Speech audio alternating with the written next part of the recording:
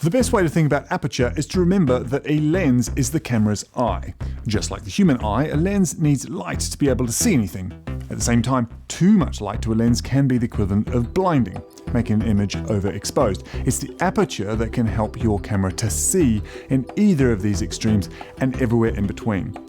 One of the side effects of increasing or limiting the light entering the camera's sensor or brain is that it increases or decreases the sharpness of the image because the iris that controls aperture creates a field of focus that varies in depth. You might have nearly everything in focus at one end of the aperture range, from just in front of the lens to 30 meters away, or you might have a field of focus that is so shallow that only a few centimeters are in focus on a subject 3 meters away. This is an effect named by the Japanese as bokeh, or to blur. The smaller the f-stop number, the more blur outside of the region that is in focus. And that is an effect that is both easy and very pleasing on the eye. It's the main visual effect that filmmakers have to help audiences understand what is important in the frame and what is just scene setting. Once the aperture and therefore depth of field is set, the lens can use the focus racking to move that field towards the camera or away from it like a wave. Capturing everything inside the wave will make it pop as it sharpens into focus, or soft as it slips outside that wave or field of focus, presuming you've chosen to create a shallow depth of field. So far so good?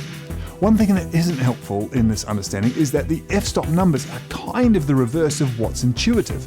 Just remember that the smaller the number, the bigger the hole, and therefore more light coming in. Here's a 35mm lens at f1.5, and here's the same at f8. There's quite a difference in storytelling because it's harder to know what is important at f8. But that might be a desired effect if you're showing a busy scene or you need to show things that are at different distances from the camera.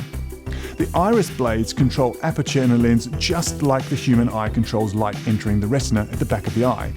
A large number, like f12, will be letting in a small amount of light compared to when the iris is wide open, like an f2.8 or f1.4. As I said, you'd think the big number would be the most light, but it's the opposite. So wide open and letting in the most light and therefore creating the shallowest depth of field is the smallest f-stop number. And the most closed down and letting in the least is the opposite, the highest f-stop number. Now some practice. In order to see what your camera and lens can do with aperture, try opening the lens right up as far as it goes. That should be the lowest number. Light the scene for that aperture and get the correct exposure. Now try closing the aperture down by changing it to the highest number so that everything is in focus. You'll notice that suddenly you'll need more light. You'll need to turn up your studio lights or change the ISO to get more out of the sensor.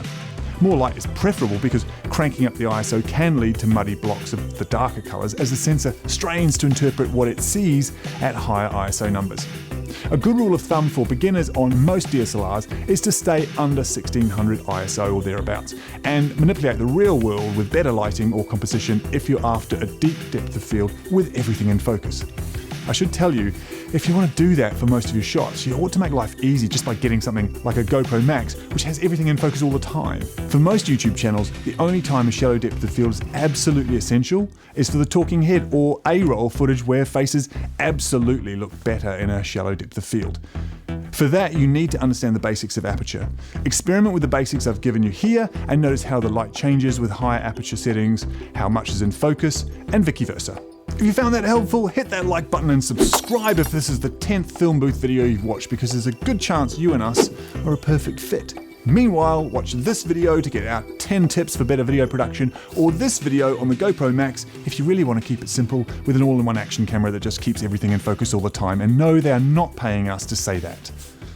Yet.